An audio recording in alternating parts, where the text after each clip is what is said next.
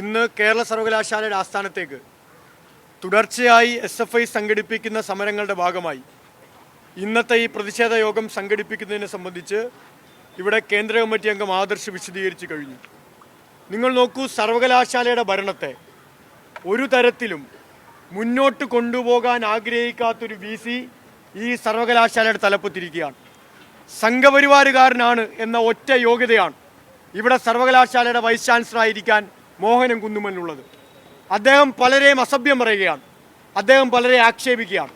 പലരെയും അസഭ്യം പറയുന്ന, ആക്ഷേപിക്കുന്ന മോഹനൻ കുന്നുമൽ സ്വയം ചിന്തിക്കേണ്ടത് തനിക്കെന്താണ് ഈ സർവകലാശാലയുടെ ആസ്ഥാനത്തിരിക്കാൻ യോഗ്യതയെന്നാണ്. ഒരു യോഗ്യതയുമില്ലാതെ സംഘപരിവാരത്തിൻ്റെ കാല് തിരുമുന്നു എന്ന ഒറ്റ കാരണത്താൽ സർവകലാശാലയുടെ തലപ്പത്തേക്ക് കയറിയിരിക്കുന്ന ഇയാളാണ് ഈ സർവകലാശാല ഭരണത്തെ താറുമാറാക്കുന്നത്.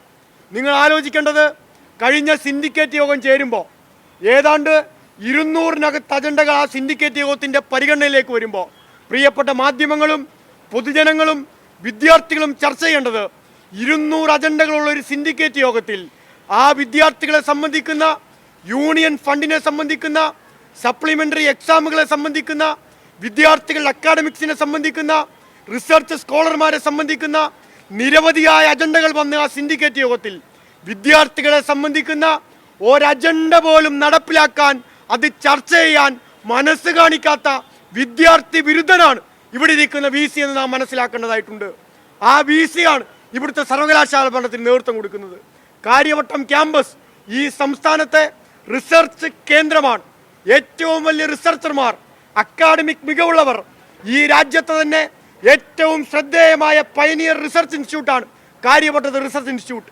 ആ റിസർച്ച് ഇൻസ്റ്റിറ്റ്യൂട്ടിൻ്റെ തലപ്പത്തേക്ക് ഡീൻമാരായി സംഘപരിവാരുകാരാണ് എന്ന ഒറ്റ യോഗ്യതയിൽ ആളുകളെ നിയമിക്കുന്നു. പലരും ചോദിക്കുന്നുണ്ട്, ഇവിടെ ഒരു സേവ് യൂണിവേഴ്സിറ്റി ഫോറം ഉണ്ട്, സേവ് യൂണിവേഴ്സിറ്റി ഫോറം.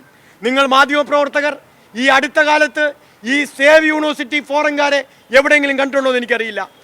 മുതിർന്ന ഒരാളുണ്ട്, അയാളുടെ പേരൊന്നും ഞാൻ പറയുന്നില്ല. മൂത്തവരെ അധിക്ഷേപിക്കരുതെന്നാണ് ഞങ്ങൾ പഠിച്ചിരിക്കുന്നത്. അതുകൊണ്ട് അധിക്ഷേപിക്കാനൊന്നും തയ്യാറാവുന്നില്ല.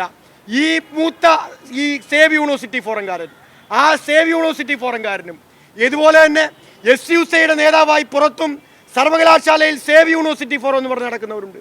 ഇവരുടെ ഒത്താശയിലാണ് ഈ സർവകലാശാലയുടെ VC ഈ പണിയെല്ലാം കാണിക്കുന്നത്. അധികാരത്തിൻ്റെ ശ്രേണിയിലേക്ക് നുഴഞ്ഞു കയറാൻ അവസരം നോക്കി നടക്കുന്ന ഇത്തിൽ കണ്ണികളാണ് ഇവിടുത്തെ സേവ് യൂണിവേഴ്സിറ്റിക്കാരൻ. അങ്ങനെ ഇത്തിൽ കണ്ണികളായി പടർന്നു കയറാൻ ഇപ്പം കിട്ടിയിരിക്കുന്ന ചാഞ്ഞമരമാണ് VC മോഹനൻ കുന്നുമൽ. VC തന്നെ സർവകലാശാലയിൽ ഇരിക്കുന്നത് സംഘപരിവാറിൻ്റെ മുകളിൽ ചാഞ്ഞു കയറിയിട്ടാണ്. അങ്ങനെ സംഘപരിവാറിന് മുകളിൽ ചാഞ്ഞു കയറിയിരിക്കുന്ന VCയുടെ മുകളിലേക്ക് ചാഞ്ഞു കയറിയിരിക്കുന്നവരാണ് ഇവിടുത്തെ സേവ് യൂണിവേഴ്സിറ്റി ഫോറംകാരൻ. നാം ചോദിക്കേണ്ട ഒരു ചോദ്യമില്ലേ, എല്ലാത്തിലും പ്രതികരിക്കുന്നവരാണ് സേവ് യൂണിവേഴ്സിറ്റിക്കാരൻ. SFIക്കാരൻ വന്നാൽ, ഇവിടെ ഇടതുപക്ഷക്കാരൻ വന്നാൽ എന്തിനോടും പ്രതികരിക്കുന്നവരാണ് സേവ് യൂണിവേഴ്സിറ്റി ഫോറംകാരൻ. ഒരു വിദ്യാർത്ഥിയെ, ഒരു ദളിത് വിദ്യാർത്ഥിയെ ഇവിടെ സർവകലാശാല റിസർച്ച് ചെയ്യുന്നതിന് പേരിൽ ആ റിസർച്ചറെ ഒറ്റപ്പെടുത്താൻ, ജാതീയമായി ആക്ഷേപിക്കാൻ ഇവിടുത്തെ ഒരു ഡീൻ തീരുമാനിച്ചിട്ട് ഒരു പ്രതികരണം, ഒരു പ്രതിഷേധം ഇവിടുത്തെ സേവ് യൂണിവേഴ്സിറ്റി ഫോറത്തിൻ്റെ ഭാഗത്തുനിന്ന് വന്നോ? അപ്പോൾ ഇവരെല്ലാം ഒരു ടീമാണ്. സേവ് യൂണിവേഴ്സിറ്റി ഫോറവും RSSും മോഹനൻ കുന്നുമലും കൂടി ചേരുന്ന ഒരു കോരമാണ് ഇവിടെ യൂണിവേഴ്സിറ്റി നിയന്ത്രിക്കാൻ വേണ്ടി ശ്രമിക്കുന്നത്. വളരെ ഉത്തരവാദിത്തോടെ ഞാൻ പറയുന്നു, സേവ് യൂണിവേഴ്സിറ്റി ഫോറത്തിൻ്റെ പ്രധാനപ്പെട്ട ആളുകളുമായി നിരന്തരം കൂടിയാലോചന നടത്തുന്ന ആളാണ് ഇവിടുത്തെ വൈസ് ചാൻസലർ മോഹനൻ കുന്നുമൽ. ആ കൂടിയാലോചനയ്ക്ക് ഒത്താശ വഹിക്കുന്നത് ഇവിടുത്തെ RSS ആണ്. ഇടതുപക്ഷ നയങ്ങളെ തകർക്കാൻ, ഇടതുപക്ഷത്തിൻ്റെ പുരോഗമന വിദ്യാഭ്യാസ ഭാഗത്ത് തകർക്കാൻ ഇവിടുത്തെ എല്ലാ പിന്തിരിപ്പന്മാരും, അരാഷ്ട്രീയവാദികളും, മൂരാക്ഷികളും, വർഗീയവാദികളും കൂടെ ചേരുന്ന കാഴ്ചയാണ് ഇവിടെ നാം കണ്ടുകൊണ്ടിരിക്കുന്നത്. നിഷ്കളങ്കമായൊരു ചോദ്യം നമ്മൾ പലപ്പോഴും കേട്ടിട്ടുണ്ട്, ഒരു RSSകാരൻ ഒരു സർവകലാശാലയുടെ തലപ്പത്തിരുന്നാൽ എന്താണ് ഇവിടെ സംഭവിക്കാൻ പോകുന്നത്? ആകാശം ഇടിഞ്ഞു വീഴുമോ എന്ന് വരെ ചോദിച്ച നിഷ്കളങ്ക ബുദ്ധിജീവികൾ ഈ കേരളത്തിൽ താമസിക്കുന്നുണ്ട്. ആ നിഷ്കളങ്ക ബുദ്ധിജീവികളെ ഞങ്ങൾ ഈ സർവകലാശാല ആസ്ഥാനത്തേക്ക് ക്ഷണിക്കുന്നു. RSS ഒരു സർവകലാശാല തലപ്പത്ത് കയറിയിരുന്നാൽ എന്താണ് സംഭവിക്കുക എന്ന് നിഷ്കളങ്കമായി ചോദിച്ച ഈ കേരളത്തിൻ്റെ മതനിരപേക്ഷതയെ വർഗീയവാദികൾക്ക് വേണ്ടി ഒറ്റുകൊടുക്കുന്ന നിഷ്പക്ഷ ബുദ്ധിജീവികളെ നിങ്ങൾ മനസ്സിലാക്കണം. അങ്ങനെ RSSകാരൻ ഈ സർവകലാശാലയുടെ തലപ്പത്ത് കയറിയിരിക്കേണ്ടി വന്നതുകൊണ്ടാണ് ഒരു നിർധനനായ വിദ്യാർത്ഥിക്ക് ഈ സർവകലാശാലയിൽ ജാതി അധിക്ഷേപം നേരിടേണ്ടി വന്നതെന്ന് പ്രിയപ്പെട്ടവരെ, നാം മനസ്സിലാക്കേണ്ടതായിട്ടുണ്ട്.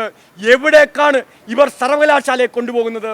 ഓട് പൊളിച്ച്, ഞാൻ ആവർത്തിക്കുന്നു, വിദ്യാർത്ഥികളുടെയോ ഇവിടുത്തെ ജനങ്ങളുടെയോ പിന്തുണയില്ലാത്തവർ ഓട് പൊളിച്ച് സിൻഡിക്കേറ്റ് മെമ്പർമാരായി ചിലരെ ഇതിനകത്ത് കയറ്റി ഇരുത്തിയിട്ടുണ്ട്. സിൻഡിക്കേറ്റ് മെമ്പർമാരായി കയറ്റി ഇരുത്തിയിട്ട് ആ മഹാന്മാർ സിൻഡിക്കേറ്റ് യോഗത്തിനിടയ്ക്ക് പുറത്തേക്ക് ഇറങ്ങി വന്ന് മാധ്യമങ്ങളോട് പറയുന്നു, ഏത് ആ ജാതി അധിക്ഷേപം നടത്തി എന്ന് ആരോപണം നേരിടുന്ന, അത് നിഷ്കളങ്കമല്ല എന്നും ആ ആരോപണം സത്യസന്ധമാണെന്നും വസ്തുതാപരമായ വിവരങ്ങൾ പുറത്തു വന്നിരിക്കുന്ന ഒരു ഡീനെ സംബന്ധിച്ച് സംഘപരിവാരുകാരിയാണ് ഒറ്റ കാരണത്താൽ ജാതി അധിക്ഷേപം നടത്തിയ ആ സ്ത്രീയെ അനുകൂലിക്കാൻ വേണ്ടി പത്രസമ്മേളനം നടത്തി പറഞ്ഞൊരു വാചകം ഇവിടുത്തെ മാധ്യമങ്ങൾ കേട്ടതാണ്, ഇവിടുത്തെ കേരള സമൂഹം കേട്ടതാണ്. എന്താണ് BJP-ക്കാരൻ്റെ ജാതിപരി എന്ന് തെളിയിക്കുന്നതാണ് ആ വാചകങ്ങൾ. ജാതിഭേദം മതദ്വേഷം ഏതുമില്ലാതെ സർവരും സോദരത്തേന വാഴുന്ന മാതൃകാസ്ഥാനമാണിത് എന്ന് പ്രഖ്യാപിച്ച ശ്രീനാരായണ ഗുരുവിൻ്റെ നാടാണ് ഈ കേരളം. സവർണന്റെ വിവാഹത്തെ പ്രതികരിച്ച് അവർണന്റെ ആ ക്ഷേത്രപ്രവേശന അവകാശങ്ങൾക്ക് വേണ്ടി ജാഥ നയിച്ച മന്നത്ത് പത്മനാഭന്റെ നാടാണ് ഈ കേരളം. നിങ്ങൾ ആലോചിക്കേണ്ടത്, ഈ പഞ്ചമിക്ക് വേണ്ടി വിദ്യാഭ്യാസ അവകാശ പോരാട്ടം നയിച്ച് ഊരുട്ടമ്പലം സ്കൂളിലേക്ക് പഞ്ചമിയുടെ കയ്യും പിടിച്ചു പോയ അയ്യങ്കാളിയുടെ നാടാണ് ഈ കേരളം. ശ്രീനാരായണ ഗുരുവിൻ്റെ അയ്യങ്കാളിയുടെ മന്നത്ത് പത്മനാഭന്റെ നാടായി ഈ കേരളത്തിലിരുന്നാണ് ജാതി പറയാൻ ഒരു സർവകലാശാലയുടെ സിൻഡിക്കേറ്റ് മെമ്പർമാർ തയ്യാറാവുന്നത്. ഒരു കാര്യം ഞാൻ പറയുന്നു, ആ സിൻഡിക്കേറ്റ് മെമ്പർമാർ ഇവിടെ മാധ്യമങ്ങളുടെ മുന്നിൽ വെച്ച് വിദ്യാർത്ഥികളെ അധിക്ഷേപിച്ച് ജാതി അധിക്ഷേപം, ജാതി പേര് പച്ചക്ക് പറഞ്ഞ് ജാതി തിരിച്ച് വർത്തമാനം പറയാൻ തയ്യാറായപ്പോൾ ഇവിടെ ഉണ്ടായിരുന്ന എൻ്റെ SFI സഖാക്കൾ പ്രതികരിച്ചു. SFIയുടെ ജില്ലാ സെക്രട്ടറി പറഞ്ഞത്, ഇനി ജാതി പറഞ്ഞാൽ കാലേവാരി ഭിത്തിയിൽ അടിക്കും എന്നാണ്. സത്യത്തിൽ SFIക്കാരൻ നിലയിൽ അത് ചെയ്യുകയായിരുന്നു വേണ്ടത് എന്നാണ് ഞങ്ങൾക്ക് പറയാനുള്ളത്. ഇങ്ങനെ സർവകലാശാല ആസ്ഥാനത്തേക്ക് വന്ന് ജാതി പറഞ്ഞാൽ, ജാതി തിരിച്ച് വിദ്യാർത്ഥികൾക്കിടയിലേക്ക് ജാതിബോധം കുത്തിനിറച്ചാൽ അടി വാങ്ങിച്ചിട്ട് ഈ സർവകലാശാലയിൽ നിന്ന് സംഘപരിവാറിന്റെ സിൻഡിക്കേറ്റ് മെമ്പർമാർക്ക് പോവേണ്ടി വരുമെന്ന് നിസ്സംശയം പറയാൻ ഞങ്ങൾ തയ്യാറാവുകയാണ്. അങ്ങനെ നിങ്ങളുടെ ജാതിപരിയുടെ കേന്ദ്രമാക്കി കേരളത്തിലെ സർവകലാശാലയെ മാറ്റാൻ ഞങ്ങൾ അനുവദിക്കില്ല. ഞങ്ങൾ ഈ കേരളത്തിൻ്റെ സർവകലാശാലകളിൽ മതനിരപേക്ഷയുടെ മുദ്രാവാക്യം ഉയർത്തി പോരാട്ടം നയിക്കുന്നവരാണ്. ആ പോരാട്ടത്തെയാണ് ഞങ്ങൾ മുന്നോട്ട് കൊണ്ടുപോകുന്നത്.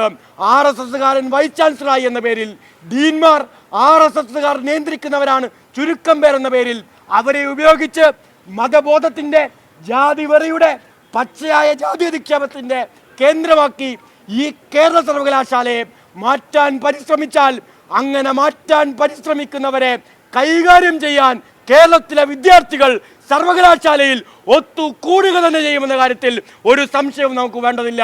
ഇത് വിദ്യാർത്ഥികളുടെ സർവകലാശാലയാണ്, ഇത് കേരളത്തിൻ്റെ സർവകലാശാലയാണ്, ഇത് മതനിരപേക്ഷ കേരളത്തിൻ്റെ പാരമ്പര്യവും സ്വത്തുമാണ്, ഇത് കേരളത്തിൻ്റെ മതനിരപേക്ഷ മനസ്സ് പടുത്തുയർത്തിയ സർവകലാശാലയാണ്.